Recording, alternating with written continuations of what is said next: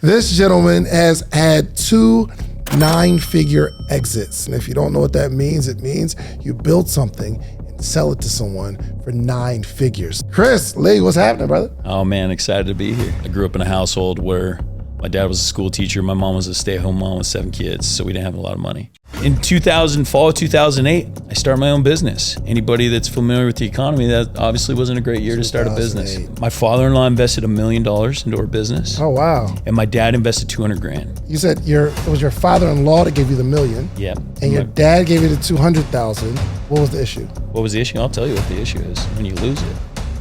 I remember walking up to him and just saying, dude, I lost it all. It's gone. What did he say when you had to tell him it's gone? My father-in-law did not take it well. The one thing I'll never forget is the way that my dad handled it. $200,000 to him at that point of his life was worth way more than $1 million was to my father-in-law. He said, son, I know you'll make it right. He said, I believe in you. Immediately, as I was filing bankruptcy, I was out on the doors knocking in snow. Most guys never build enterprise value because they rob the company to fulfill their own self-interest. What are some of the things that need to be considered when we start talking about an exit? So first and foremost, you have to have a proper organization, right? Something that can scale without you, right? Operate without you. If your business is solely centered on you, you ain't selling that thing. Welcome to another edition of the Social Proof Podcast. We find dope people that do dope stuff, man. And today is no different. This is going to be a personal coaching session for me. So if it seems like I'm only asking questions that pertain to my life, just get over it, okay? Because this gentleman has had 2 9-figure exits. And if you don't know what that means, it means you build something and sell it to someone for 9 figures, not including the 0.00, not the change part, just yeah, that's right. 9 figures. Chris, Lee, what's happening, brother? Oh man, excited to be here. Oh my gosh, man. When you were telling me yesterday, we're at Aspire conference, and when you were telling me all about the amazing things that you do, first off, the Founder podcast. Yeah. It's incredible. It's always in the top ranking business podcast because I watch them all because I'm trying to catch them all. And I'm having a hard time catching yours, okay, because you guys are killing it. But you have had an amazing journey as an entrepreneur. It's been a fun one, man. Long road, but been a fun one. How long have you been an entrepreneur? So I've been an entrepreneur pretty much my whole life from a standpoint of, make my own check, right? So I got into sales early on. And was always hustling to make a buck no matter what. Yeah. Initially, I wanted to be a doctor, and that was my lifelong goal because I grew up in a household where my dad was a school teacher, my mom was a stay-at-home mom with 7 kids, so we didn't have a lot of money. And but my mom's dad was a doctor, and so he was the one example in my life of having money. Yeah, you're right. And so I'm like, man, I want that, right? And I thought it was cool that he was helping people and doing those type of things. So I wanted money, wanted to help people. So age 6, I decided I was going to be a doctor. I scheduled my whole life to be able to do that. As a junior in high school, I tested out of high school and took 2 years of college. My junior and senior year of high school, still played high school sports, but attended the local community college. And it was all in preparation to go and become a medical doctor. And so that was the direction. But the first time in my life when I realized that I could create value in an hour versus just trade my time for an hour was when I was 18 years old. I'd been working as a paperboy for 9 years. And so I had my first job at 9. Mm-hmm. And because the rule in our house, because my dad that sounds illegal. in today's society, probably, but the rule in our house was at age 12, you had to provide everything but underwear and food on the table. And so, my parents made sure we had socks and underwear. If we wanted shoes, if we wanted clothes, we had to go and do it ourselves. If we want to do anything outside the house, it was up to us. Like that. And it was cool because, my dad taught us discipline. He was only making, 55, 60 grand a year, but he was investing half his paycheck. And because we were a bunch of little children soldiers, out there working.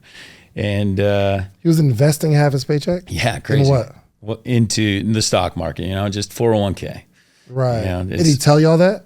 He told us, he told us that growing up. You know, he wasn't a smart investor, but he was a disciplined investor, right? And so that's one thing I learned from my dad. He was cheap as cheap can be. You know, like literally growing up, I went to 2 sit-down restaurants ever. Really? Yeah, it was on like my 12th birthday and my 16th birthday, and when that happened, it was only us and our parents. None of the other kids got to come. And then if we were going to a restaurant, it was, you know, McDonald's dollar menu, and we were limited to $1. Yeah. You know, and so I mean, we're talking like lentil soup. Like, I mean, that we grew up cheap, but we had a great life, man. I mean, my parents always found a good deal on a house, and we had a nice, you know, yard. We played a lot of sports. But when I was 18 years old, I saw an ad at the little local college where I was attending school, and it said, make at least $13 an hour. I'm like, oh, amazing. I'm like, at least 13? What is this at least thing? And lo and behold, it was selling Cutco knives, right? And so, you know, I signed up, did the whole class. You know, they make you seem like they're narrowing down the group, but it's just reality. People are just quitting, right? They're like, oh, you are the man. You are the person that made it through the training, right? And so I go and I start selling Cutco knives to like all of my family and friends. And I can go into like a farm wife's house, walk out with a check for $1,200, and I was making 25% of that. Oh, wow. And I'm like, man, I made $300 in the last hour. Like, this is the coolest thing ever. Way better than a paperboy. This is way better than like the $2 a day I'm making delivering newspapers, you know? And so that's when like things really started to like shift for me. Like, man, if I just create value, I can change like my skill set for money rather than my hours and time for money. And so that's kind of where it all started. But then I went and I served a 2-year mission for my church. Okay. And as missionaries, we don't get paid, but we knock a lot of doors. Where'd you go? Oklahoma. But the church was where? So the way in our church works is they send missionaries all over the world. So I grew up in Washington State, and I got sent to Oklahoma, and they randomly send you. You don't get a choice. And so like, really? my brother went to Honduras. My other brother went to Chile, you know, South America, you know, so like, you know. What church is this? The Church of Jesus Christ of Latter-day Saints. Gotcha. A lot of people know us as the Mormons. Okay, right? gotcha. Yeah, gotcha, white shirt and tie, right? You've seen them. Yeah. Gotcha. Yeah. Oh, so they'll just say, hey, you go. I mean, obviously you have to have a certain wanting to. Yeah. So you actually submit like an application, and they say, hey, we're going to send you to this spot. Yeah. And you're there for 2 years with people you don't know.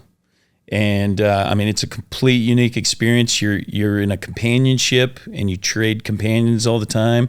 Somebody you've never met before, you're forced to live and work with them. And does the church set up a place for y'all to live? Yeah, but you're paying for it. So like, I paid for my mission. So I had to save up $10,000 before my mission, and which back in that day, dude, $10,000 was everything I had. It's tough to have that now. Right. and so, you know, and that's one of the reasons I had a job at the age of 9, as I was saving for my mission. Oh, wow. Yeah. And so, you know, I basically gave the church $10,000. They helped provide housing and everything else, but it was basically to support me during my mission. And so that's the way it works. And you're out there voluntarily. No women. You can't date. You can't do anything. I could write letters home. That was it. Call my parents twice a year. It's kind of crazy. So, but what that taught me was just like some very unique skills of like going and building relationships, solving problems, serving people, right? Without expectation of receiving anything in return. And so that was like literally the foundation that like the rest of my career was built off of. But yeah, so then I came home, got married. Real quick. Are you able to work during the 2 years? No. You save up the $10,000, give it to your church, and you say, the next 2 years are yours. I give my life to this mission. And what is it? I guess like knocking on doors. You're knocking on doors, sharing the message of Jesus, serving people. We would do like service in like old folks' homes, go to like the local Goodwill, help like package stuff. I mean, just service, teaching people about Christ, baptizing people. And how old were you at this time? 19. Oh, wow. That's like the peak of your sin. You should be. Right. I mean, college, 19. Yeah. You feel me? Which is probably a really good experience that it could have. Most people are out like partying, having a good time at college or whatnot, and really not moving forward in life. Yeah. Right. And so like the shift is like, man, I go and dedicate 2 years to God, right, and like really tithe my time, right, like 10% of my time of my life up until that point. Yeah. And it was really foundational experience that like, okay, my focus is going to be on God. That's always first for the rest of my life. Mm-hmm. And so I came home off my mission, married my high school sweetheart 2.5 months later. Wow. 2 years while I'm gone, I could only write her letters. Couldn't even talk to her on the phone. Man. And so that was a unique experience as well. Yeah. So we got married. I was 21. She was just turned 20. We started having kids right away. We have 5 beautiful children now. Oh, wow. But as far as the career was concerned, I was like, I'm going to be a doctor. So I started going back to college, got into my senior year, decided I didn't want to go to school for the rest of until I was 35, and, socialized medicine really scared me, and going down that route. And so I decided, and during this time, I would go to school during the year, and then I would knock doors during the summers selling product. Cutco? No. So initially I sold pest control. Gotcha. One summer. My first summer I went out for 3 months and 1 week, and I made $65,000 selling. Wow. Yeah. And I thought, man, dude, I just made more than what my dad has ever made in a year. And I did it in 3 months, and I did it pure commission. Right. Yeah. And, they recruit a lot of return missionaries because these guys know how to knock doors, right? Yeah. And so that's like, if you go to Utah is the mecca of door-to-door sales. It's because that's where our church is like headquartered out of. So there's just tons of these guys. And so, I did that first summer, and where I could go to school and treat school like a job, and I didn't even have a job during the year to support me and my wife because I made all the money in the summer. Yeah. So then the next year, I go out, still going to college, I make $105,000 in a summer. And I'm just like, dude, I am rich. Oh, for sure. And I thought I had made it, right? Because growing up, anybody that grew up in the 90s, they associate 6 figures as wealth. Oh, for sure. Right? Like, because in 1991, the top 3% of society was making $100,000 or more. Fast forward to 2017, the top 3% were making $272,000 a year. Right? And so the issue is anybody that grew up in the 90s associated wealth with $100,000 when it was actually, you weren't doing okay until you were making $272,000 a year. Which is a big distortion, and it just shows like the mental limitations that are put on us as children. Yeah. Right. And that explains a lot too, because how old are you right now? I'm 39. 30. Oh my gosh. I feel so insignificant. Don't compare, man. I'll be 39 Friday. And it's like, dang, you're so much further ahead. But it makes sense though, because now in our culture or society, it's like, oh, I got to make 6 figures. I got to make 6 figures. But that was 15 years ago. Yes. Right. So, and when you get to 6 figures, you're like, oh my gosh, I made $100,000. Most people don't even realize they made $100,000. So they start counting it. Right. Then you realize, yo, I'm still poor. I'm still poor. I'm still poor. Man. Wow, but yeah, man. So I did that in 2000. That was 2007 that I made $105,000. I thought I was rich. I went and bought a house and bought a car. Did all the things that society told me to do.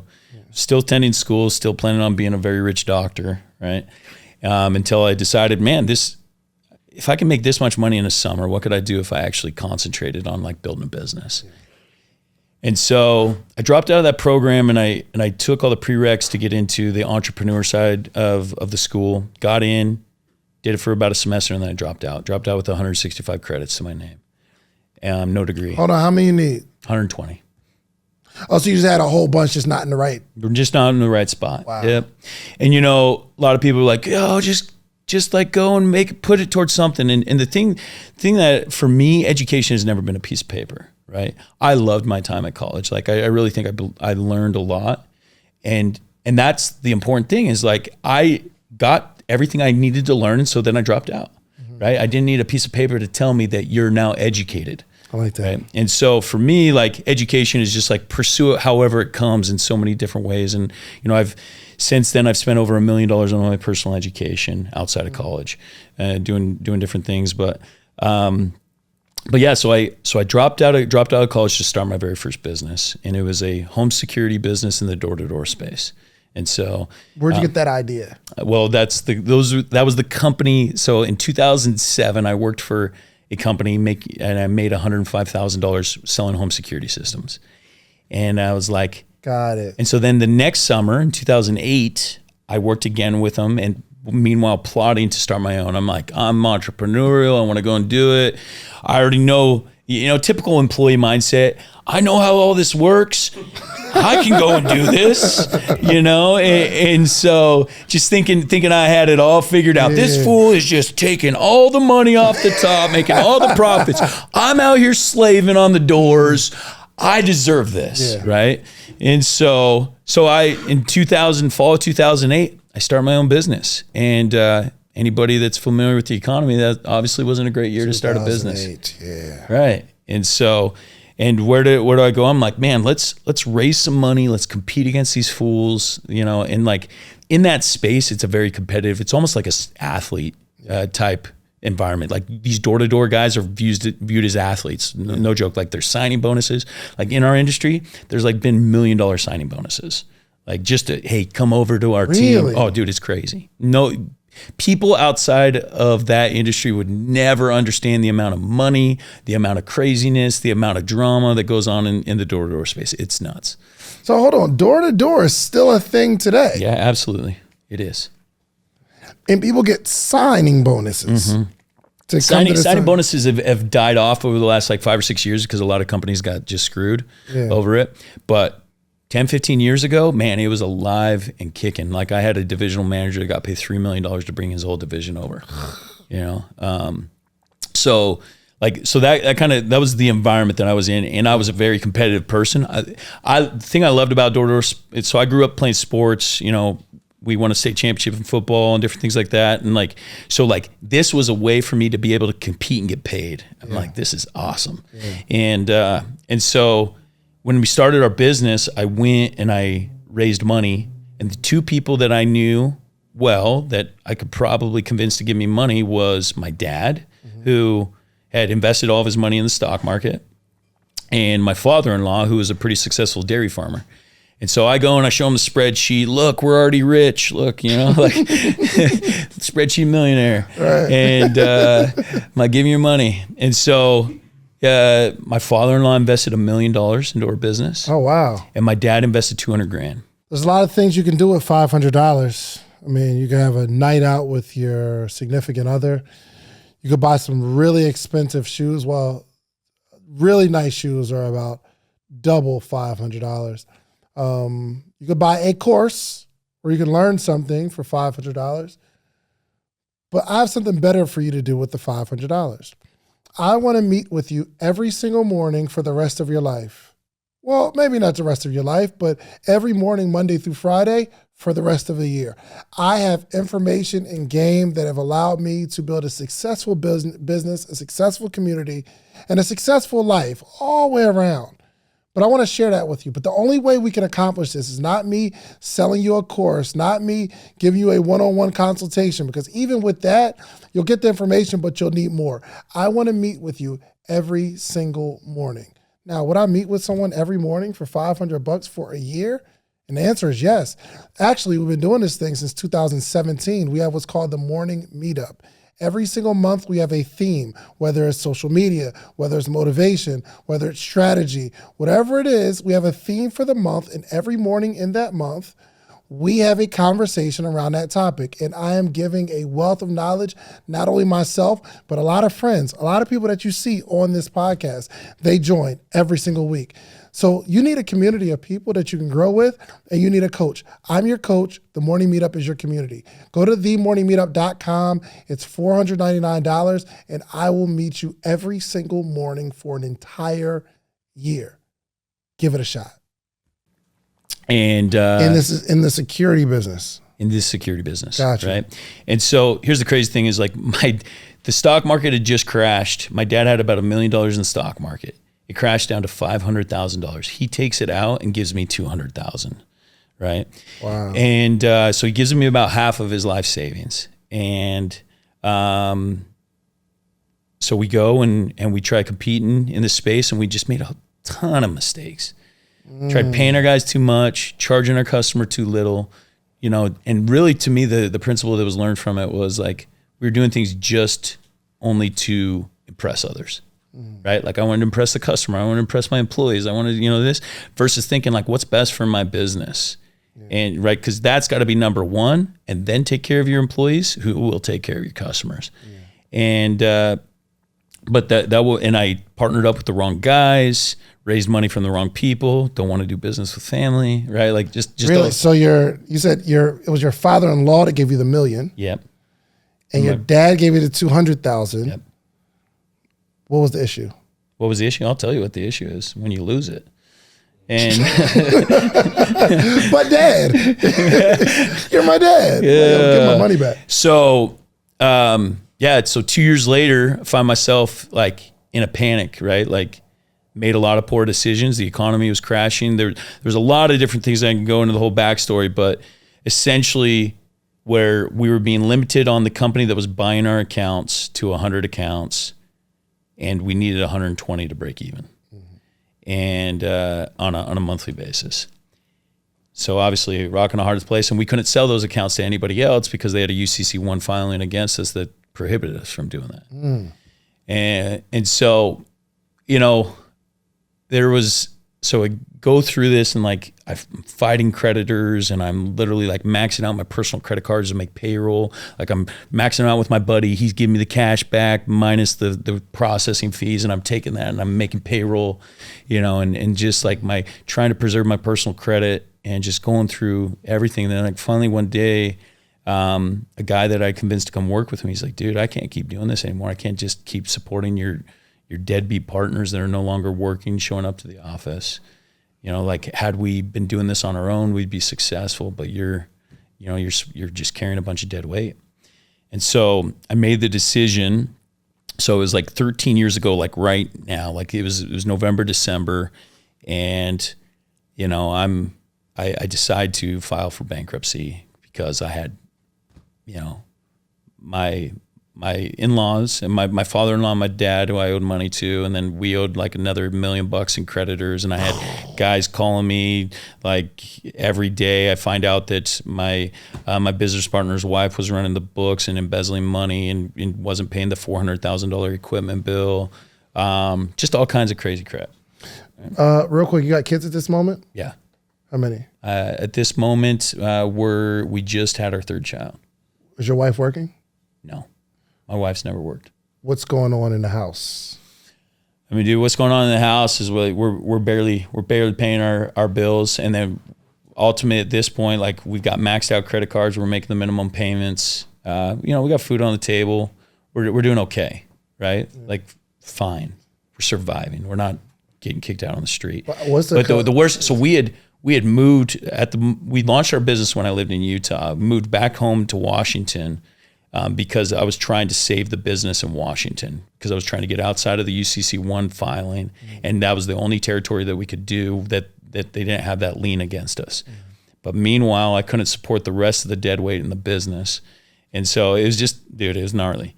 And I was renting my in-laws' old house from them. Father-in-law? Yes. The one you borrowed the money Yeah, from? but one of them Who hates you at this point? Yeah. Well, no, he doesn't realize how bad things are. Oh. Like, dude, and that's the other thing that I learned during this situation.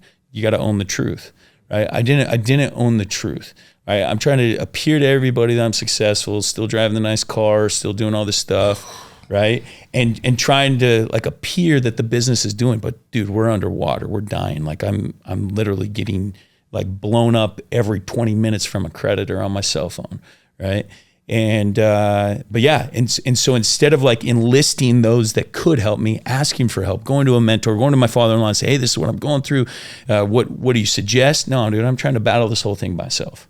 And it was just the biggest lesson that I could learn on transparency and truth at a young age, because it bit me in the butt. And ultimately filed bankruptcy, had my car repoed out of my driveway. Me and my wife had one car to our names. We had just had our third child. I had less than $1,000 in my bank account. And like the pinnacle of the whole experience was like, I still remember going. I told you I get emotional. No, that's good. The pinnacle of it all was like going and my father-in-law was sitting at our house that we were renting from them. He was sitting on our couch. I remember walking up to him and just saying, dude, I lost it all. It's gone. And I'm filing bankruptcy. And I don't know when I'll be able to pay you back. And I know legally I don't owe you anything, but one day I'll make a whole. And the next few years were very rough between me and my father-in-law. In fact, like family dinners, whatever else, like he didn't want to be around me. At the moment, what did he say when you had to tell him it's gone? I don't even remember what he said. I do remember that he wasn't happy. My father-in-law did not take it well. It damaged our relationship for like 5 or 6 years, like pretty significantly. Did that affect anything with you and his daughter? No, man. For whatever, I've been blessed with just the most incredible. I'm riding with my man, Daddy. Yeah. Shouts out to the wife. That's right. So for whatever reason, I got blessed with just an incredible woman that supported me through thick and thin. Yeah. Like she's always been like, I trust you, I believe in you, and we're gonna get through this. Yeah. And so, there was times over those 5 years when she was like, hey, when are you gonna take care of my dad? Right? Like, every once in a while. And I always had to tell her, I'm like, look, I'm not just going to pay him everything that we've made. I'm like, the only way you pay off $1 million debt is I got to go make $5 to $10 million bucks. Yeah. Because the only way, because if I just go and build $1 million bucks and give it all to him, I'm starting from zero again. Sure. Right? Like there's no way. Like I got to take care of my family first, and then I will take care of my debtors. And so, yeah, man. But the one thing, the one thing I'll never forget is the way that my dad handled it.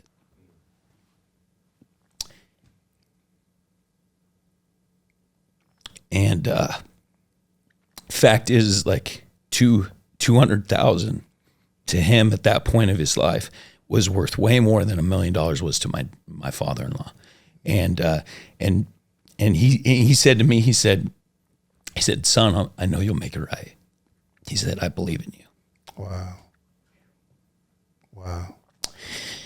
Yeah, I was going to ask that too, because your dad, it's half his life savings. Yeah.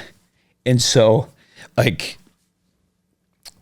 the next few years, like my dad was my biggest cheerleader.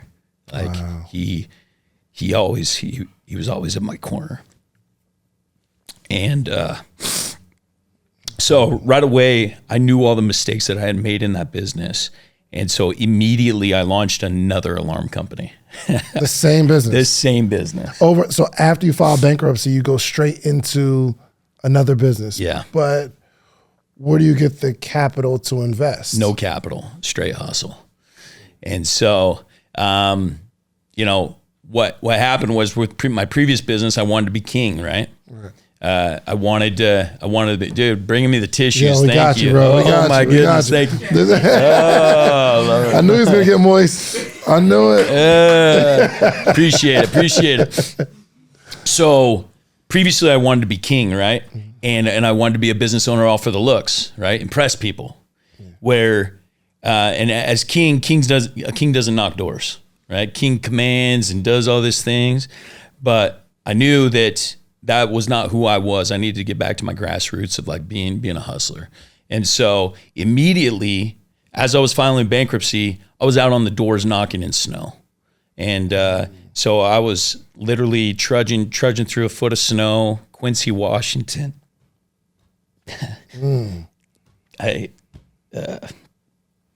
Those are like the most tender days of my career, because like I had nothing and it had all been stripped from me. And I was like out having to do like the worst part of the job, in the middle of the winter, and something I definitely didn't want to be doing, but I had to do anyways. And so, I was out in the doors, me and my new business partner, the guy that had told me like, dude, I can't keep doing this. And that guy's been with me through thick and thin for 19 years. He was actually my first door-to-door sales manager when I sold pest control. Wow. And so then we became business partners. We launched this other solar company. We were out knocking doors in Quincy, Washington. Pest control alarm or? This is home security. Okay, home security. Gotcha. But initially, the very first product I ever sold door to door was pest control. Right. But after you failed in the security system, then you and my guy. So I had convinced him to move with me to Washington when my company was failing and run an office with me in Washington, not as a partner, but as an employee. Yeah. And he's like, dude, I can't keep doing this. We're making money, but the company's losing money. Right. And so that's when we decided to launch a business. We went out and we hustled. We actually, and then we just changed the business model and the way that we were doing things. We were doing things all for the right reasons. And we built that business up. A year and a half later, we sold it off. We made a little bit of money. It wasn't a lot. Whoa. Okay. So you and your partner come together, start this business. Yeah. A year and a half later, you sell it. Yeah. So actually it was about, what is that? So we started the end of 2010, go through 2011, and we sell it halfway through 2012. Yeah. So it was a year and a half later. Was that the plan? We didn't really have a plan. We were in survival mode. And, when you're in survival mode as an entrepreneur, it's not a good thing. It's a good thing temporarily, but it's not a good thing long-term. Because we were just building out a necessity rather than like from vision, right? And so because of it, I knew I didn't want to ever take on any more debt. I knew I didn't want to grow. I knew like I wanted to keep things small, controllable, give me some income, right? And we're going to do this. And so we did that, and we're like, this sucks, right? Like this is the worst. But what we had done is we had created value where we weren't selling off our contracts. We were actually in-housing them and building a portfolio of contracts that we were going to be able to turn and sell. And so that's what we sold a year and a half later, because we didn't want to be in the door-to-door space anymore. Gotcha. How much money were you making when you sold it? Dude, not a lot. I think, so here's the crazy thing. After we went through bankruptcy and like restructured everything, I could live off of $1,800 a month.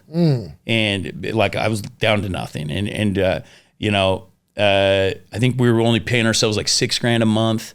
And then we sold it off. Like I said, it wasn't a lot of money. It was like $600,000 that we sold it for. Okay. First off, I don't like the way you're talking, because that's a lot of money. In a year and a half, so you go through bankruptcy. Yeah. You and your partner have an idea, and I guess you understand the economics of, I know if I knock on enough doors, I'm going to make this money. Right. You pay yourself $6,000 a month each, and then you sell it off for $600,000 total to split. So that's good. Like that is no, it's good. It's good, and I don't hate on it, but it's like, for me, enterprise value is many, many millions, right? And so when you sell a business for $600,000, like cool, but and that's the important thing is like and you said this is a personal mentoring thing, and so let's talk mentoring for sure. Okay, if you think $600,000 is good, you got the wrong mindset. Now I do. Now obviously I want to. But you know what? But same thing, right? That's like a quick bounce back, though. You know what I mean? It was. So and the beauty of it is like, I used my failures to learn. And a lot of people use their failures and they run and hide, right? Like I had a choice. I could just go back to college, continue down the doctor route. And a lot of people everybody I knew was telling me to do that. Quit chasing the money, go do this. Obviously chasing the money doesn't work out for you, man. fact, I quoted a guy in my iPhone what he told me in church one day. I wrote it down and I used it for motivation. Like whenever I was feeling down, I looked at him like, screw you. You know, and so when you sold it for that $600,000, was that a lot of money to you at the time?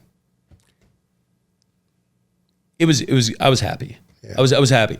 I wasn't stoked, but I was happy. Yeah. Right. So I go and while we got the thing on the market, we're just kind of living off our accounts before we sell it off. And we both decide we don't want to be in the door-to-door space anymore. So I go and I read The 4-Hour Workweek by Tim Ferriss. That was like my first introduction to actually starting reading in my career. And based off his principles, I go and I establish a search engine optimization company. I'm outsourcing things to India, to the Philippines. You know, this is all in like 2012. Meanwhile, so I get that up. I'm making $6,000 a month from my SEO company, doing nothing, sending one email a month. So this is something that you started during while I still owned the home security business. Gotcha. Before you sold it. Before we sold it. But my business partner, he was looking into something else. He was going to get into bee farming. It was kind of just random. And like, we just wanted away from the door-to-door space, right? Like it just caused us heartache. You know, we were making some money, but we hated it. And, but hold on real quick. So you make you're making about $6,000 a month from the home security business. Yep. And then you start an SEO company that I'm making $60,000 a month, and they're paying about $6,000 a month. Yep. That's net what I'm netting out. I landed a few big clients, and I'm doing this. Man, this is in the early stages of like internet marketing, right? 2012, and so I'm doing that. SEO was hot, but then, dude, I get bored, and I'm like, send an email a month. We're trying to sell off these accounts. I'm like, I need more purpose in life. And so my brother is working for a door-to-door business, doing the summer sales model, the same thing that I had done previously. And he's like, dude, come manage one more summer with me. I'm like, I do not want to knock another door, you know? And I'm like, I do not want to work for somebody else. I've done the working for somebody else. That is not me. Like, I'm no employee, I'm a CEO. Come on, baby, get out of here. And so finally I decide I'm gonna go and do it. And there's two reasons. One, my brother was really struggling and I needed to just be like a good example in his life. And two, I wanted to prove to myself that I could compete at the highest level and prove. So the companies that I had worked up to that point were all like smaller and they weren't the big companies of the industry. I wanted to go work at one of the big companies, prove that I was a big dog. And just that competitive drive got me to go do it. So I go out summer 2012. Real quick, before I forget, that $300,000, do any of these fathers get any of that bread? Do any of the fathers of what? Your father or your father-in-law, did they get any of this $300,000? No. Did your wife look at you crazy? Like, hey, you just got that check. Yeah. Give my daddy something. Yeah, for sure. No, for sure. And I had to like keep getting her in check. Like, look, I cannot pay this off. Right? It's got to be paid off. It's got to be a one lump check to make this thing happen. Otherwise, that is a long payment of $2,000 a month, right? And so no, and the whole time, man, I'm investing, right? Because I was a disciplined investor. My dad taught me well, but I also learned investing. I studied investing. So I'm getting into real estate. I'm putting stuff all over the place. So I'm using, none of that money's going to the watch or the car or any of that stuff, right? Like, and I got back to my roots. Like I was driving a freaking beater car that we had bought wrecked, that we fixed up. I wasn't driving the Mercedes-Benz CLS 500 that got repoed out of my driveway. I wasn't doing any of that, right? And so for me, like I stopped caring about impressing people and started caring about taking care of my family. Gotcha. And so yeah, man, so I go out and I start working for somebody else selling door to door. That summer, I made $272,000 knocking doors, and I won a Range Rover in a sales competition, fully paid off. Wow! And so I walk away with three sales. Did y'all know sales is like this? I didn't know there was like companies that salespeople, like you make this type of money. Right. Yeah. Wow. Like that's more money than I made as an entrepreneur, like my first Right. 10 years, probably like 8 years, something like that. That's incredible. I do that in summer. In a summer. So I'm taking that money and I'm rolling it into real estate. I'm rolling it into everything. The next Hold on, summer, bro. I'm sorry. You just got 300, then you got 270, and you got a Range Rover. Your father-in-law wants his money. Dude. I'm sure he saw that. So like, you know what I did? I actually gave him one of my other cars. So I had a decent Camry, a Toyota Camry. I'd be pissed. I'm not gonna, if I was your father-in-law, I'd be pissed. I said, no, give me the Range Rover. You owe me that. Wow. So, and that was like part of the conversation. It's like, look, legally I owe you nothing. The only reason I'm going to pay you is because I'm a good man. Yeah. Right. Like, and frankly, because he treated me like trash, I felt zero obligation to take care of him. There we go. Right. Even though as a man, I wanted to take care of him.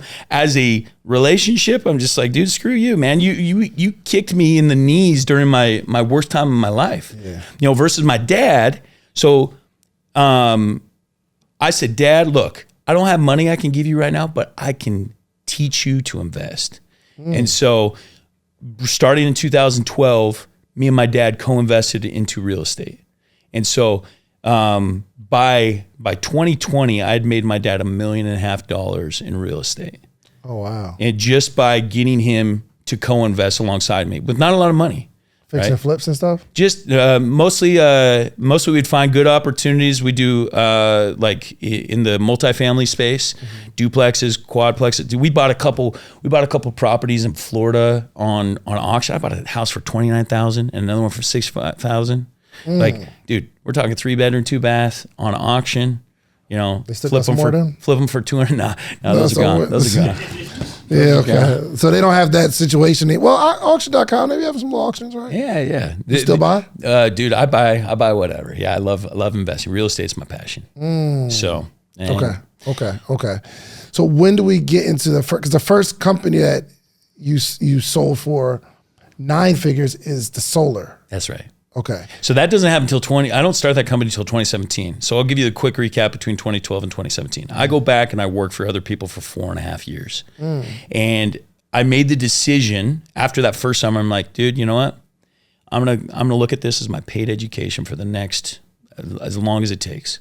And so for the next 4.5 years, I studied the best CEOs in the home service space and I worked for them. And I worked as like a high-level executives for them. I was making between $400,000 and $500,000 for the next 3 years, but everybody else was there for a paycheck. I was there to study, and for me, it was just like, what is he doing? How is he doing it? What are the principles? What is he basing it on? I'm reading. I'm attending conferences. I'm doing everything and making really good money, right? So when I'm investing, I'm doing all this stuff. So during those 4.5 years, I worked for 3 different companies. Okay. All for a specific purpose. The last company was a buddy of mine that had left the second company to go and start his business. And I wanted to go and help him build his before I went and built mine. And so out of those 3 companies, I experienced 2 different IPOs, different initial public offerings. One of them I was on Wall Street for. And so like my last buddy's company that I worked for 2 years, we scaled that to 28 locations in 2 years. And I was over all the growth. I was solar. Okay. I was the vice president of human capital in his business. So my job was to recruit, build teams, build culture, do all that good stuff. So I learned a ton doing that, and I was doing it on somebody else's dime. I left that job in October 2016. Everybody thought I was crazy. I was making $500,000 that year. I had a company credit card that I could literally go to any steakhouse, any ball game, any whatever else. I had the coolest job in the world. And but I left, and everyone's like, what are you doing? I'm just like, I'm ready. I'm ready to be done. Like, I'm ready to go and spread my wings. I learned what I came to learn. I've learned to grow. I've learned to build, and now I'm going to go and do my own. The next 6 months, I chased an international energy product that ended up being a scam, but we did $2 billion worth of sales in 6 months. And we were meeting with prime ministers from around the world, prime ministers of different African countries. We were going to be putting this product on Buckingham Palace. We had a contract with Panama. We had it was the craziest thing. It was the coolest product. And when it came to them manufacturing, fulfilling, we had them financed, we had them sold, we had everything done. Banks, everything lined up. They couldn't fulfill.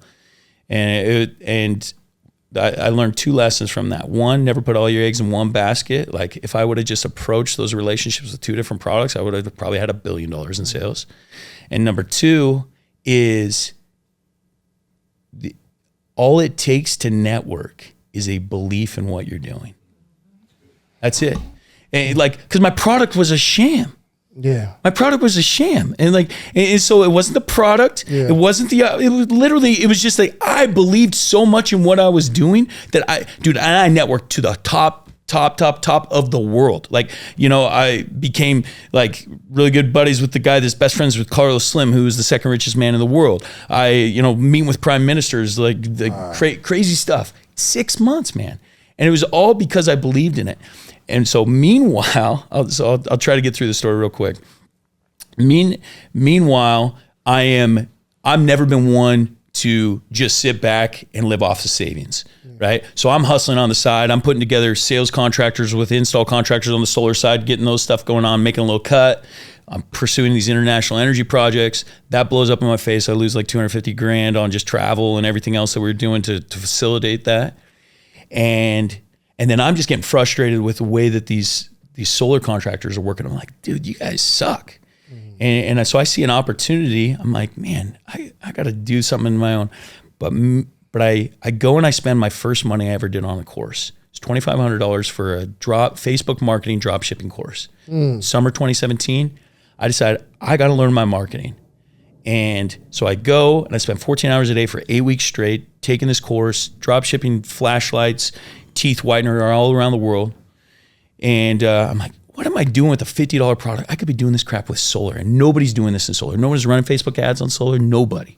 What made you want to say, I'm going to get into the e-commerce drop shipping space? Because I've always been obsessed. So from running in my SEO company, I've always been obsessed with internet marketing. Mm-hmm. And it always appealed to me because I did not want to knock a freaking door, right? How can I get in front of somebody without knocking their door, right? Although I'm freaking good at it, I don't want to knock another door. And so I do that. I learn Facebook marketing. I'm like, dude, I could apply this, do digital door knocking for the solar space, right? And so instead of knocking on doors, I can multiply myself, because the difficulty I always had is man, if I could just replicate myself across so many doors, we would crush it as a company. But I can't. I got to train these guys to go and do it. But digital door knocking, I could replicate myself across 10,000 screens. Mm-hmm. And so I learned the space. We ended up launching a solar business. Like I said, I was frustrated with the way that these install companies were working. I'm like, dude, not only am I going to sell it, but I'm going to install it. I'm going to finance it. I'm going to source my product directly from China. So we launched this thing out of my garage, and we spent 2.5 years in my garage operating. That's our headquarters. Really? So I have a pretty good sized garage, 3,500 square foot shop, right? And initially, this whole building's 35. Golly. So hear me out. So the initial part of my garage is finished out. It's 400 square feet. And then we finish out the rest as we're building this thing. 2.5 years later, we move out. We had already cleared $75 million in revenue in our first 2.5 years of business. What? Yeah. Running out of my garage. And real quick, so you find the customer and you ship it to the installer? Nope. So we find the customer online. Yeah. We would send a sales rep to their home. Okay. So we generate the lead online, send a sales rep to their home, but then we built out warehouses of install crews, our own crews. Mm-hmm. So we don't have contractors. Like I said, I was frustrated with that. So we start building them out. And so we geo-target certain areas that we generate leads. We generate the deal. We do the permitting, the engineering, the whole CAD drawings, everything like that. We work with the cities, the utilities, everything like that. We go and we install it. The whole process takes 60 to 90 days. We own that whole side. And so this is a lot of pieces to put together. So I want to kind of scale back and see how many different companies or one company, you just built out different departments. Yes, correct. But you still got to build out each department by department. Absolutely. Right? Like there's some installers, so you got to find the installers to install them. Like So this whole thing goes into like building out enterprise value, something that you can actually sell. Yeah. Right. And that was the whole goal going in. Right. Okay. Yep. So from day one, man, I had a playbook that I wanted to be able to sell this thing, and I was going to build it on purpose by design. Right. Most people are building just come what may. Right? Like, oh, this happened. Well, I got to do this. Oh, this happened, right? Versus like, dude, playbook day one. All right, these are our core values. This is our mission statement. We're going to be the largest solar installer in the nation. And everyone's like, you're crazy. We're sitting in a 400 square foot garage, man. Get out of here. And I'm like, nope, I'm not crazy, man. High fives every morning, getting them excited. Hey, we're building an empire. Dude, there's 6 of us. How are we building an empire? Like, you know, but I created day one, 5-year game plan. We're going to have a 500 person organization. This is what it's going to look like. I built out my full org chart.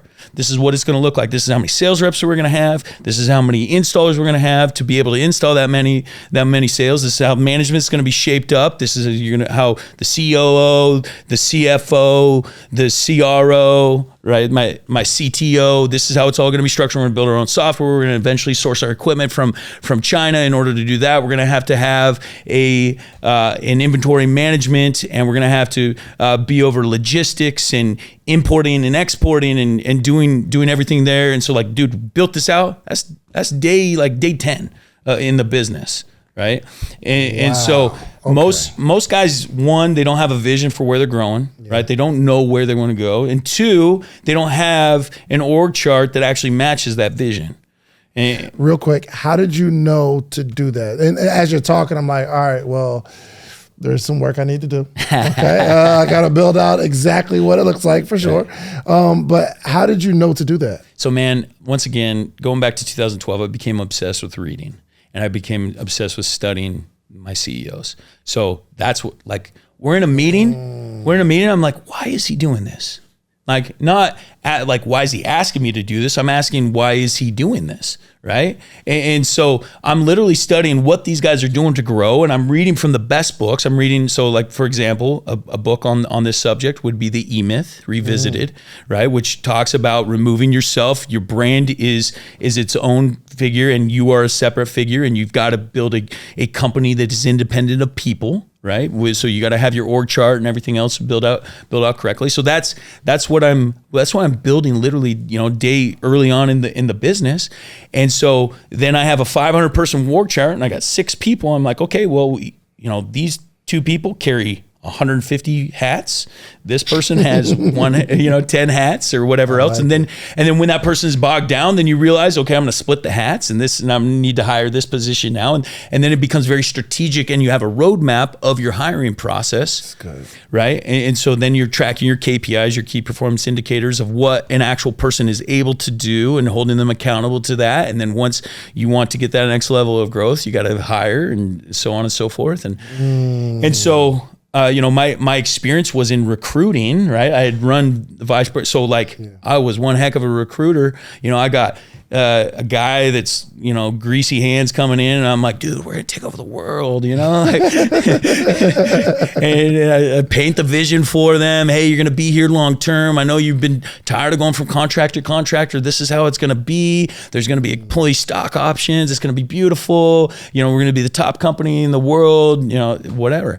And so, that was the vision, and I was creating it in the garage, and it was cool because it got us through the days of, like, there was days in the garage where our AC didn't work most of the time. Where I still remember my president of operations. He's getting cold, wet towels and putting them around the necks of the people that are pounding away on the computers, just because they're sweating, But, like, they're willing to sweat because they saw the vision.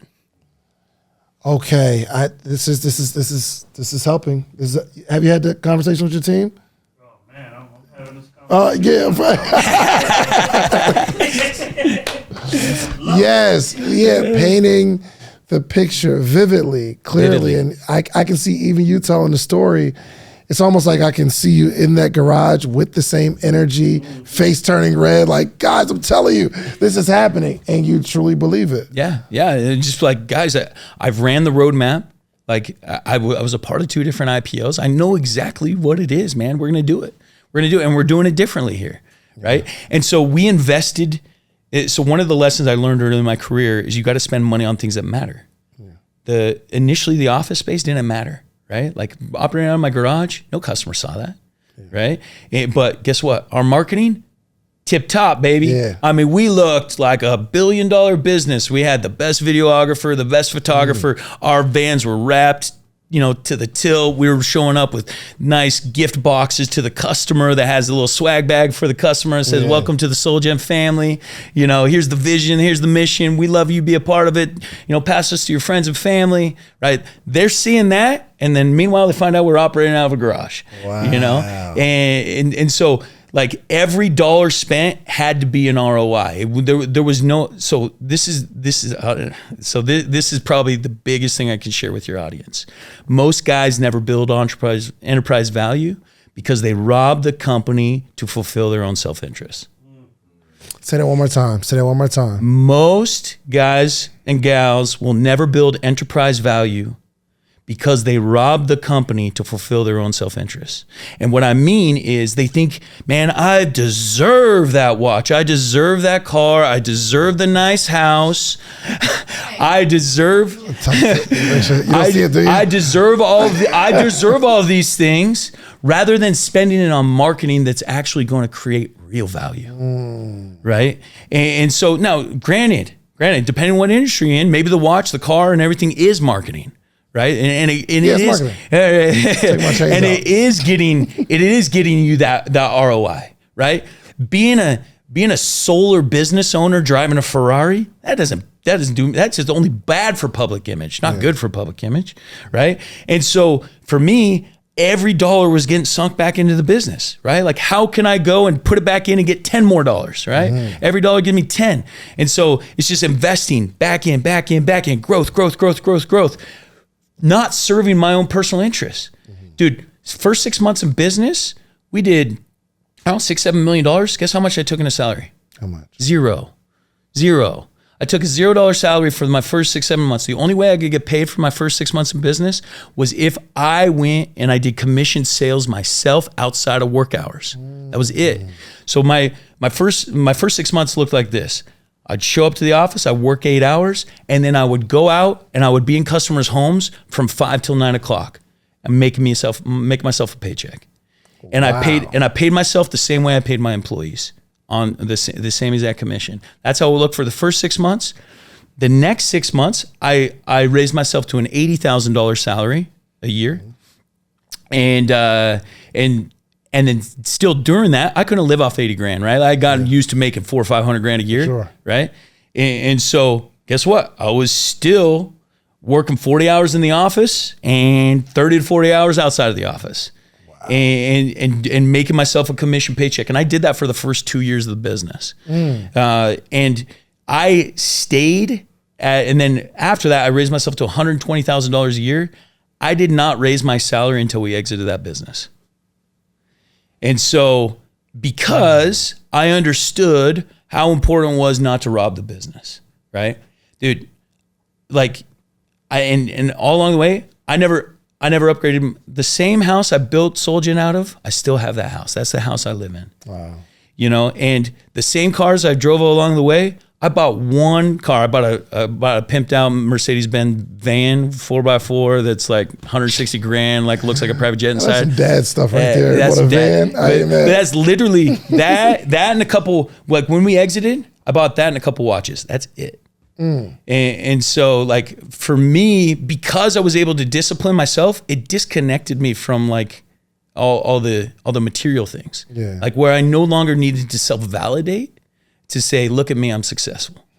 So let's walk through how me as an entrepreneur needs to approach my business. Absolutely. So that I can start thinking exit. What are some of the things that need to be considered when we start talking about an exit? So first and foremost, you have to have a proper organization, right? Something that can scale without you, right? Operate without you. If your business is solely centered on you, you ain't selling that thing. Yeah. You can't. And that's the difficulty of like the podcast space or the YouTube space or the self-branding space. Yeah, they're great cash cows, but they ain't sellable. Yeah. Nobody's coming in, right? And but there are ways to do the same exact thing with removing yourself. In fact, I have a friend that actually passed away. So I call him a friend. He's my employee's brother. So one of my very first technicians that we hired, his brother was the King of Random on YouTube. You familiar with King of Random? King of Random? Yeah. So the King of Random, as of like 6 years ago, had 11 million subscribers. Okay? Oh, wow. And the King of Random never named his channel after himself. And before he passed away, so he died in a tragic accident, but before he passed away, a year and a half before he passed away, he actually removed himself from his channel completely, where he had co-hosts and he had different people like that were actually running things for him for the year and a half before he passed away. So when he died, his channel did not die, and his wife still gets paid today by the King of Random channel. And so that was a sellable asset. But most YouTube channels are not sellable because they're reliant on you. Yeah, right. Gotta do this interview. Right. You got to do this. You got to show up, man. And guess what? Me as an investor, what happens when you get hit by a bus tomorrow? Yeah. My investment's gone. I ain't gonna invest in that. Right. So that's what investors put money in process-driven companies.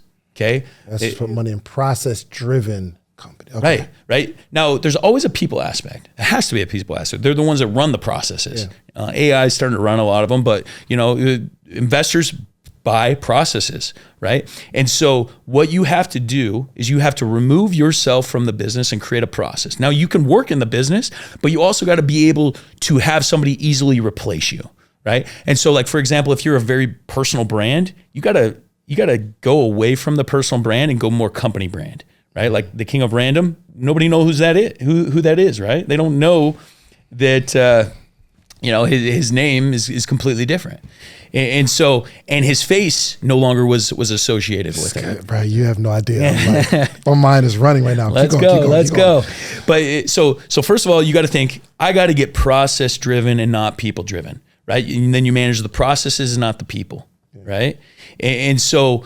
That's why McDonald's is worth what they are, right? Because I can go anywhere in the world and the process is exactly the same. I know if I order a Big Mac, I'm going to get a freaking Big Mac. It's going to taste the same way. It's going to be the same thing or whatever. You've got to be able to produce the same thing in your business. That a show can be produced by you, can be produced by a co-host, can be anybody that can be trained into that role is going to produce the same exact product, right? Mm-hmm. So that is where first the focus has to be. Second, you gotta have the org chart, right? And what I like to call an accountability chart, right?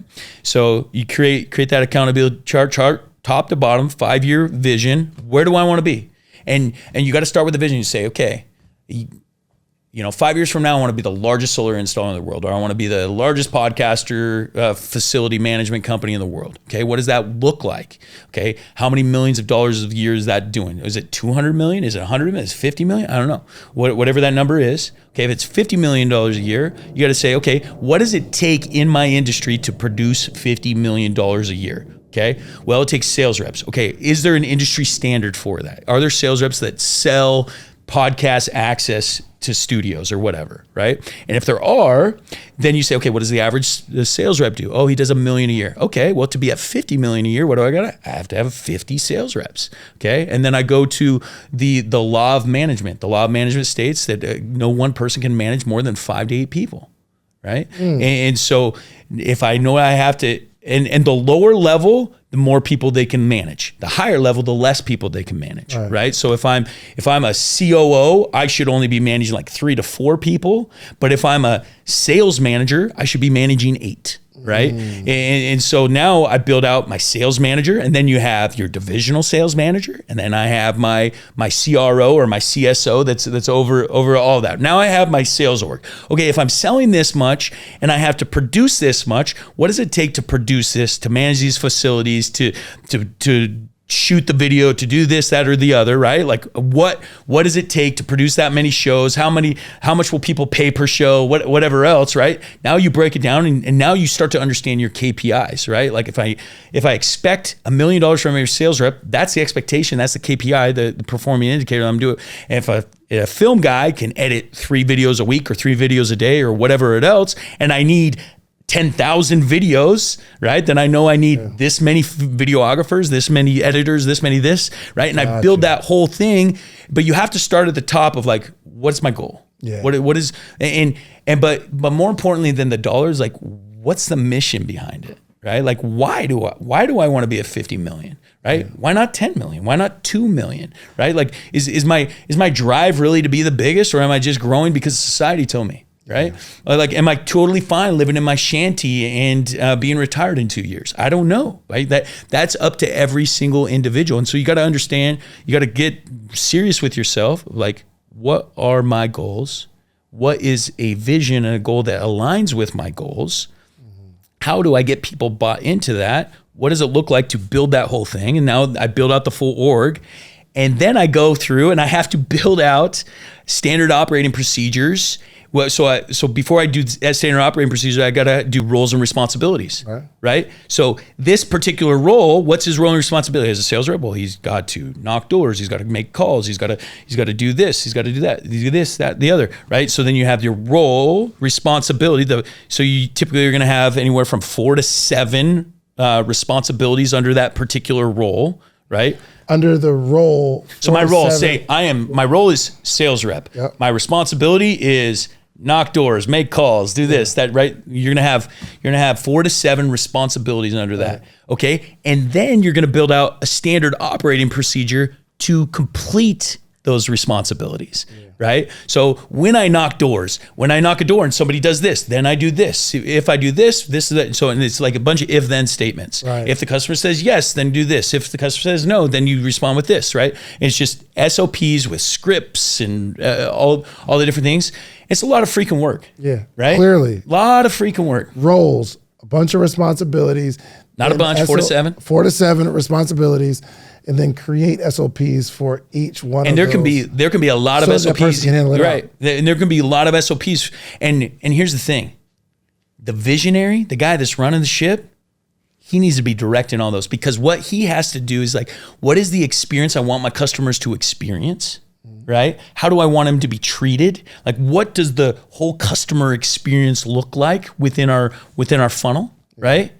And then you got to make sure that all the SOPs, whether they're written by you or written by somebody else, that you're approving them, or somebody that's under your direction is and lines up perfectly with your vision is approving them, right? Because ultimately that is going to be the building blocks of your business. Got it. Right? Got it. And so as you do that, now, like, and dude, that's not a day process, right? Like, we're talking like, if you were on some like crazy mental drugs and whatever else, like, I mean, dude, you could do it maybe like a month straight, like working all day, but the reality is you're not going to do that. It's a process. You're going to work at it, and you're going to consistently update these SOPs. You're going to consistently improve the process. You're going to, the experience, the customer, you're like, well, what if?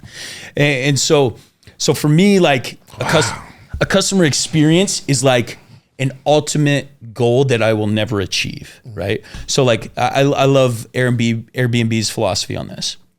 Their ultimate customer experience that they are working towards is that you show up in a private jet, you get picked up by a limo that takes you over to a rocket, and Elon Musk is sitting there with the rocket. You get in the rocket and you go to Mars, right? Like, that's the ultimate customer experience that they are striving for. Yeah. Okay. And so they say, okay, this is the goal. This is where we're at. What are we missing? What are we missing? And so then they're always looking to improve, because they know this is never attainable, right? They're not gonna attain that, but they know that one step closer to that is awesome. And so constantly adding things in the customer experience that are going to make you one step closer to that perfect visionary experience. My gosh. And you're saying this needs to go into place. Even if a person has a dream for a t-shirt brand, like my t-shirt brand is going to be all over the world, but you got to figure out the number, then how many people are going to be selling it, how many stores. Absolutely. You just got to go through this whole process. Absolutely. And here's the thing is like every business is built on culture. So I recently wrote a 36-page little ebook that details 11 steps to creating a culture, a winning culture. And it's literally the playbook that I used in my business and that has been used by multiple business where I've had 2 9-figure exits. And so you can actually, I sell for $29. It's on, if you go to my Instagram, if you click on the links, it's like the first thing there. But basically it details, okay, you got to start with your vision. You got to start with your mission statement. You got to start with your core values, and it shows you like how you create each of these things. And then it tells you like literally, because culture is a buzzword.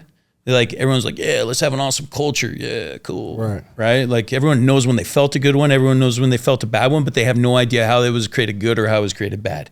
My process that I've created is a detailed 11 steps to how you build the proper culture. Gotcha. I'm actually going to your page now. Chris Lee, for those that want to know, Chris Lee QB. That's right. Chris Lee QB. Quarterback, baby. And the $29 culture guide. Yes. Did the exact playbook that I used to build a culture that produced $233 million a year. This is incredible. This is incredible. Amen, baby. So if you can pull one thing to put at the top, most important thing for someone to build a $100 million company, if you had to pull one, and you say, if you get this right, everything else can be subpar, but you got to get this right, what would it be? Culture. You got to build the correct culture, right? Culture eats strategy for breakfast, right? Like you look at, and it's been said, I mean, it's just the old adage, and that's been said by a million different people, right? And what I mean by that is strategy of like how you sell, what you sell, product you sell can always change. That can be pivoted at any moment. In fact, like the best example I can think of is Apple, right? Apple didn't start out with like in the late 60s, early 70s, it'd be like, hey, we're going to build the best iPhone ever, right? That wasn't the goal. That ultimately ended up being their greatest strategy that took them to $3 trillion in capital, capital value. But initially it was, hey, we're going to build a culture. We're going to build a culture of innovation, right? We're going to build a culture of believers, of dreamers, of, it's going to be sleek and it's going to be the best and we're going to be the highest priced but we will justify that price with the experience, and we're going to build a cult following of people that just love our product and will buy whatever we put in front of them, right? Like that was the culture that Apple created. And it was cool to work at Apple. It was, it's cool to own their stuff. It's cool, right? It's the feeling that they created. And so if you can dial in your culture, like strategy will change, and it did shift, right? Like initially it was computers for them. And then later it was the iPod, right? The iPod kind of got them to the next level of like, man, 30 songs in your pocket, boom, let's go. And then from the iPod, it was like the being able to like actually see a video on your iPod, like that was cool. And then all of a sudden, boom, right? The iPhone hits and changes the world, kills BlackBerry, does everything else. That was all strategy. Right, and that all just came along the line. It wasn't.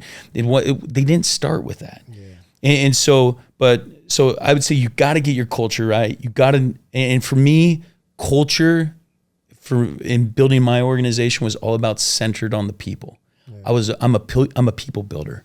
Like, and I would tell my people when they come in, like, hey, look, this is not just another paycheck.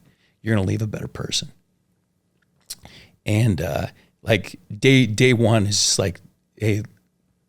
We focus on the core 4, and it's, your physical, your economic, your associations, your spirituality, your P's. You got to eat them daily. And so, man, people would come and work for me. They lose weight. They come and work with me. They become believers in God.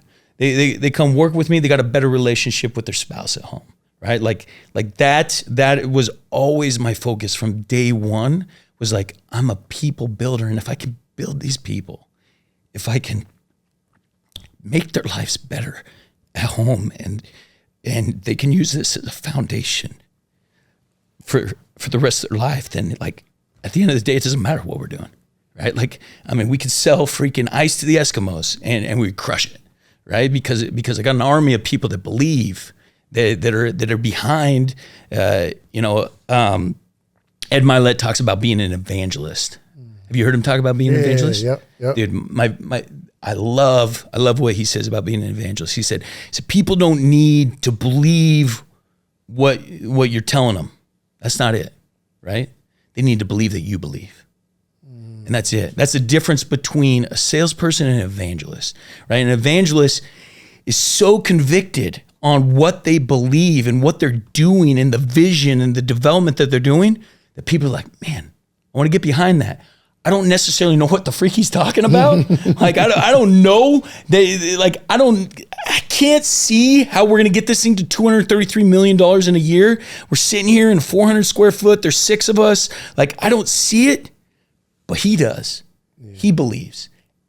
And I want to be a part of that. And so like that is the culture, right? Being the visionary, being the believer, being the evangelist, the person that can say, look, this is the way we're going. Get behind me. I'm here for the best.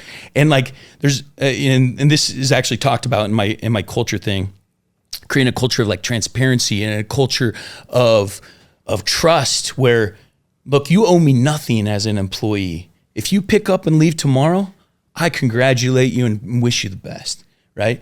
The worst thing that you can do is expect loyalty. Loyalty, it does not exist in business. Trust does. Okay. And the reason loyalty only exists with my family, right? Like I only expect my family to stick around regardless if I'm bringing them value or not. I hope that they'll stick. Yeah. But in business, if I fail to bring an employee value, be disloyal as all get out. Like run for the hills. Like if you are no longer getting what you came here to get, please leave. Right? This is a symbiotic relationship. I serve you, you serve me together, and we bring you value. And if you no longer see the value, please take what you learned here and go build it with a foundation somewhere else. And because of that high level of trust that we built with our organizations, I never had one star player ever leave my business. Not one. Because when that star player was thinking about leaving, they knew what my thought was, that I would wish them well. So they would actually come and talk to me and say, Chris, look, I'm thinking about leaving. I'm thinking about going and doing this thing. And I'd say, dude, is it a better opportunity? If it's a better opportunity, please do it. Yeah. If it's not, how are we failing you? Where are we failing you, man? Where are we coming up short that you are no longer receiving the value that you came here to receive? And every single time that we would be able to come together and figure out where the lack of value is, and we'd be able to recreate that for them or whatever it was. And usually it wasn't monetary. Right? It was usually like, oh, this person did this and lost my trust or this, that, and the other. And so, but the opposite, what happens is when people expect loyalty, it's a slave mentality. I expect you to be here every single day because you're loyal. We're family. We're this, that, and the other. And what happens in that slave mentality is the guy that owns, right? Isn't providing value. And you know what happens? What happens to a slave when they leave? They leave in the middle of the night, right? And so that's why star players leave, is because there isn't trust. Yeah, there's an expectation of loyalty, right? And so they don't feel comfortable being able to go and talk, right? And so we have to eliminate this slave mentality of employership. Like that is the worst mentality you can have. I want symbiotic trust. I want to wish you well. I want you to feel like, dude, this is your home. And if it's no longer your home, please go and establish a home somewhere else. Yeah. Right. And so like, dude, that will change the culture within an organization drastically. Yeah. Where'd you get that from? Dude, that's mine. Well, not that. The emotional connection between who you are and what you're doing. There's clearly an emotional connection, right? And some of us have a good idea and we do it because it's cool. We have the vision, we're excited, but it's kind of like a deeper layer to you, yeah. I'd imagine. Like even you get emotional when you start talking about the people that work for you and how you want to change their lives outside of them growing the business. Yeah. Where do you get that from? I read a book a long time ago called How Will You Measure Your Life? And it talks about the different levels of motivation, right? It talks about the hygiene factors and the motivational factors. Hygiene factors are money, right? And hygiene factors are like oxygen, right? When you don't have it, it's the only thing you can think about. Once you have enough of it, you no longer think about breathing. Same thing with money, right? Once you hit a certain level, it no longer motivates, right? It's just like, dude, where do I find my new motivation? The motivational factors, on the other hand, are the purpose, the drive, the deeper meaning behind things. And I learned that early in my career when I was doing sales in 2012, 2013, that money doesn't motivate me. I have to have a higher purpose. And so I dug deep on like what drives me, what pushes me, and for me it's creation. And creation goes back to my maker. Like my belief in God, my belief in who I am, that I am a son of God, the son of a creator, and that like every great father, he in turn wants me to create.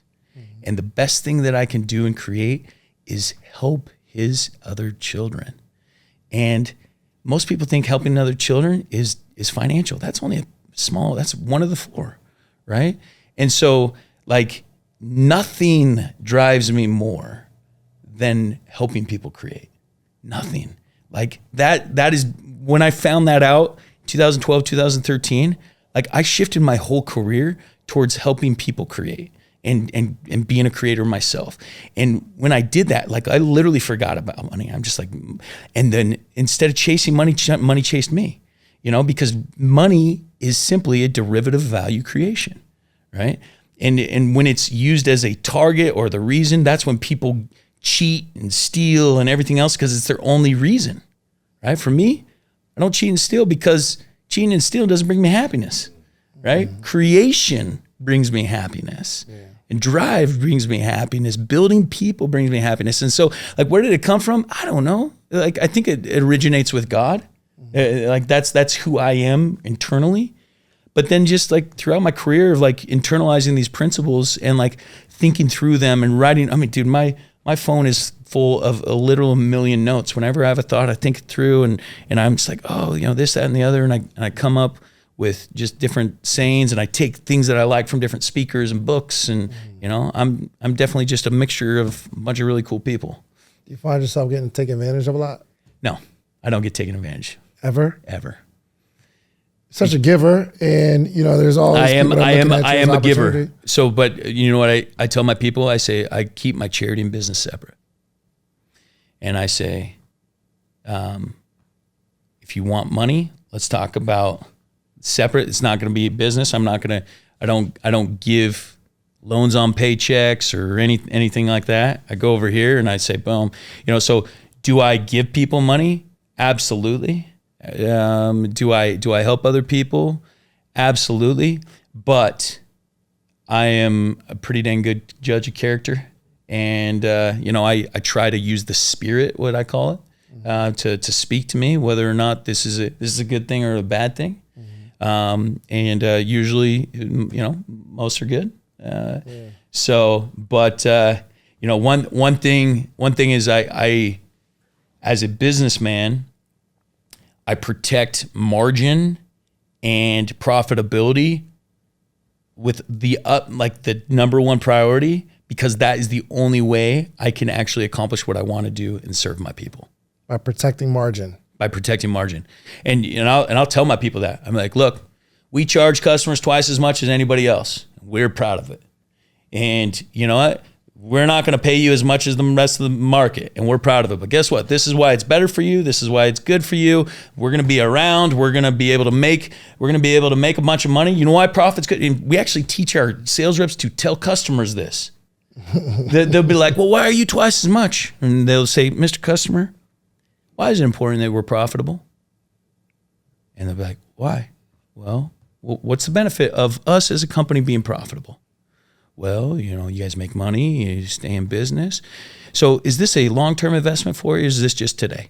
Like, are you do you want this solar system for the next 25, 30 years, I'm assuming? Yeah? Okay. For us, it's extremely important to be profitable. Yeah, you can go get it from Tom, Dick, or Harry down the road, and you can pay half as much. But when they're out of business 2 years from now and you call us to service your account, that's cold. Guess what? Unfortunately, we're going to have to tell you no because we only service our own. That's cold. But it's the reality. I like that. It's the reality. Like, and so this goes into the economic. Like I'm a big believer in running very profitable businesses. There's only two places in the market that you can be: the cheapest or the most expensive. If you're anywhere in between, you're screwing yourself. So you can either play the Walmart game where you skimp on everything and you go for the cheapest and you do mass volume and you make sliver of money, but you do a sliver of money, it costs billions and billions of dollars, or you better be the most expensive. Because if you're not the most expensive, somebody else is making money that you should have made. And so for me, I'm like, who's the most expensive? I want more than that. That's a different perspective. That's a different perspective. But here's the thing. Going back to who I am, it's not because I want to make a lot of money. Yeah. It's because I want to serve a lot of people. Yeah. Right? Like that. And the only way I can serve a lot of people is by making a lot of money. I like that. Right? Because that money is the great magnifier. Right? Who I am, money will bring out. Yeah. And if I have more of it, then it can bring out more of me. And I truly believe I'm an evangelist of Chris Lee, right? That Chris Lee is going to change the world. And so you're going to be happy to pay me money because it's going to change the world. I love it. I love it. There's, think of the pool of people that are entrepreneurs and they're trying to figure this thing out. That pool of people, pool of people. If you had, and I think I'm going to give you my answer. All right. Based on this conversation. Because I would even consider myself in that pool of people, even though I don't make a few $100,000, but I think I deal with the same thing that they deal with. But what would be your answer? Yep.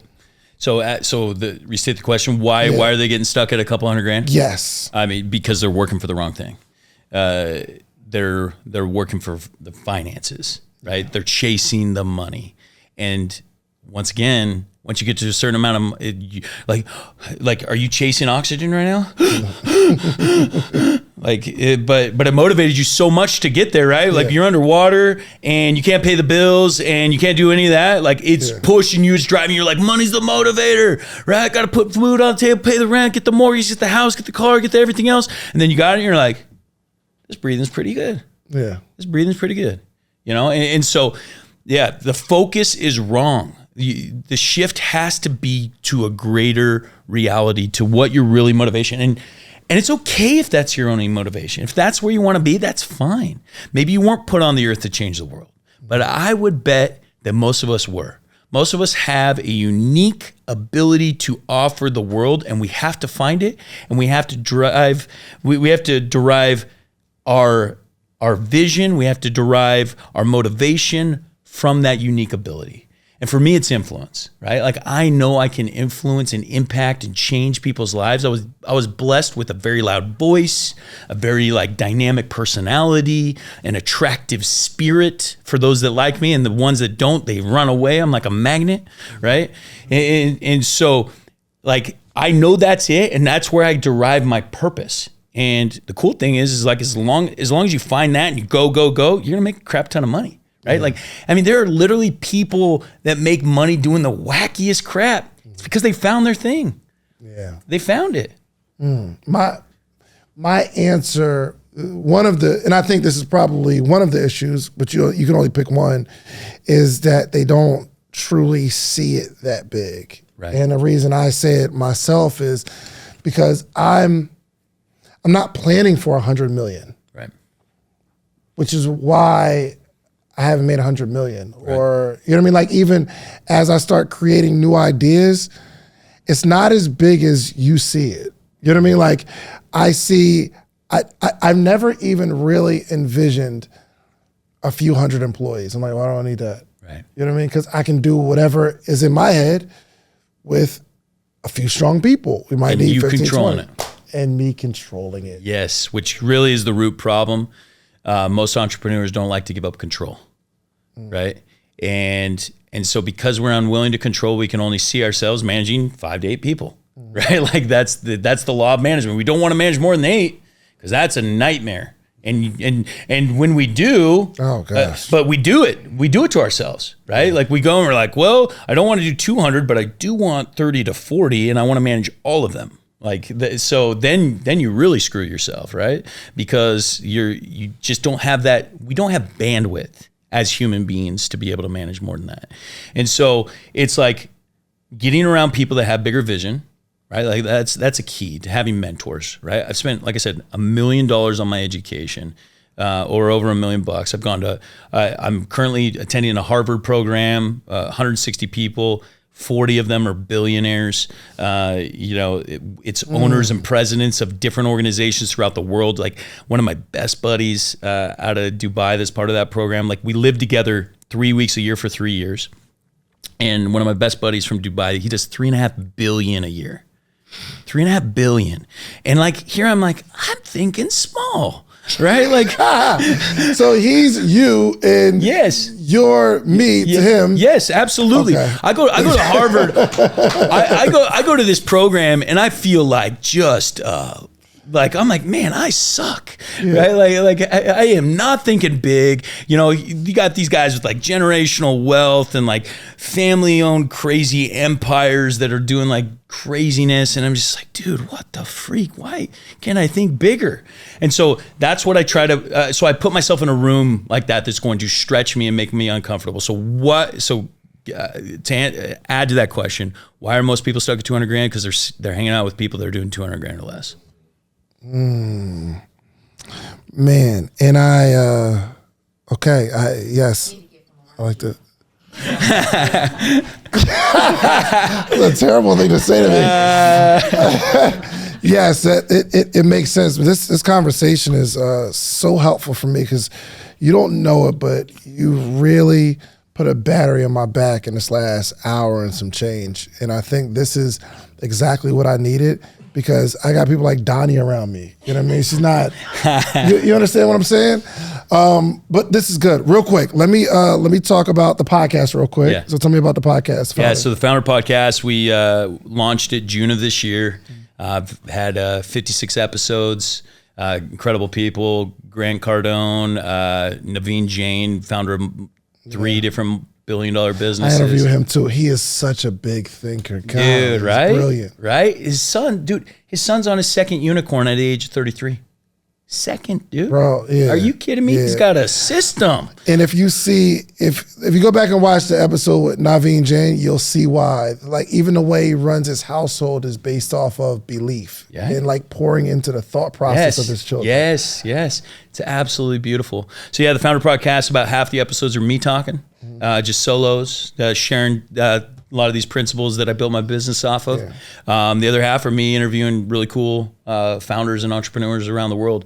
And so, yeah, it's been a fun passion project. It's skyrocketed. It's been as high as like 18 on the overall business chart. Yeah.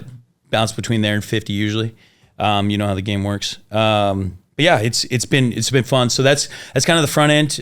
Back end, I do weekly coaching calls with the group. Mentoring stuff. So I have a community called Founder Acceleration. We meet 3 times a month, and I have guys that range anywhere from like just starting out to doing 100 million a year in that group.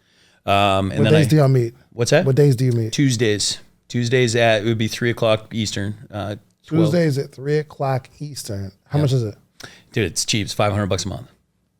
I'm doing that. All right, you need to be in there. Let's go. Is there a lot of people in it? No, there's not a ton. Right now, we literally just launched. I think we got like 60 in there.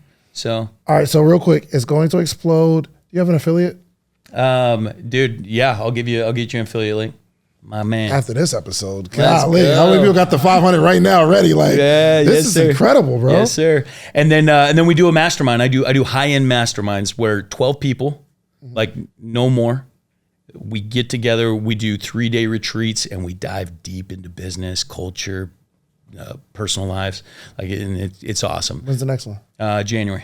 January what? January 22nd through the 25th. Yo, first off, this is a whole recruiting call that you just did to Let's go. You said January what? 22nd through the 25th. 22nd through the 25th. Just how I like it, middle of the week. Let's go. You're there. Where's it going to be at? Up in northern Idaho. It's up at my lake house in the mountains. Yo, that's what's up, bro. That's where if you'd have said like Vegas or Miami, I'm like, yo, out. But you said Northern Idaho. That's where we need to get away from these. We gotta get away from these small thinkers, man. Yeah, dude. This is beautiful, man. Thank you so much. Need you there. Yes. But yeah, so I do those every other month. I also have a place in Hawaii that it's got 2.5 acres, beautiful waterfall in the background. Really? Oh, it's freaking phenomenal. Oh, wow. We'll have you let me come to that consider one my too. partner. Hey, are you free, Donnie? Because I thought about you just now. January 22nd through the 25th. Just okay. Let's just go. mark your calendar. We need you there. Yeah, for sure. Because I couldn't even go if she didn't go. Yeah. That's Because of the consideration. yeah, consideration. And then on the back end, we hand select people that we want to consult in exchange for equity. So because I mean our plan of scaling. So I left this out of my story. Like I consulted a company that was on Shark Tank. I've consulted a company that sold for 120 million that they just paid me, and I said I'll never do it just for money again. Why? Whoa, why? You didn't like that deal? No, I like to deal with equity. Like I want to be. Oh, you're saying you wouldn't just coach somebody for cash. Okay, I see. It's like because if you coach for cash, you're just a high end employee. You know. Yeah, for sure. Oh, bro, I'm an employee. So all the people that book a session. Okay, last thing. Okay, while I have you here, try to get some free coaching. Started a. So remember we were talking about Podcast Summit, right? I just see a gap in the market. There's not much podcast education. There are two big conferences, but they are primarily they're like 98% white. There's no diversity, right? So I'm like, yo, I know I have some sauce and I have some friends who can really teach someone how to build a podcast and make it more diverse. And I don't think the other podcast companies are intentionally being that way. It's just, it is what it is, right? Just how most of mine were black because I'm black, right? But we created such an energy, and there were so many people that actually launched their podcasts and started doing collaborate. It was insane because we taught not only podcasting, but ancillary income opportunities, how to run a business, stuff like that. And I funded it out of my pocket, but I need help with maybe sponsorship and how can we run this thing up and sell it for $100 million, bro? Dude, I got you. We can, I'm not going to be able to give you the whole way that we're going to do it right here. Okay, yeah. But man, I think it's a great idea. Okay. I think it's a beautiful conference that should be built, right? Yeah. Like podcasting, although it's been around for a while, I still think is on like the cusp of still like incredible 100%. Growth, right? Like content is king. So yeah, man, I think there's a ton of opportunity. There's tons of opportunity in sponsorships. It's just getting in touch with the right people and getting other creators involved, so. I like that. When are you leaving? Tomorrow morning. Can we go to dinner tonight? Can we go to dinner tonight? All right. Yes. Because Ken invited me to dinner, so I just wanted to. Were y'all going to have a dinner? No, well, yeah. I can come? Yeah. Okay. First off, can my co-host Donnie come? Can she come? She be a part of this? Let's do it. You can't. Wait a minute.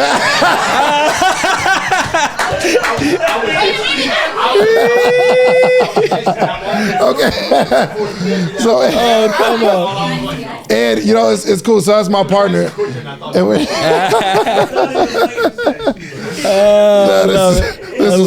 this was fun. Man, Chris, thank you so much, man. I really feel like you poured your heart into this interview, and I am extremely, extremely grateful. I don't want you to think that I'm like you just another guest and I wanted to interview and get your story. And I feel like you really, really over-delivered.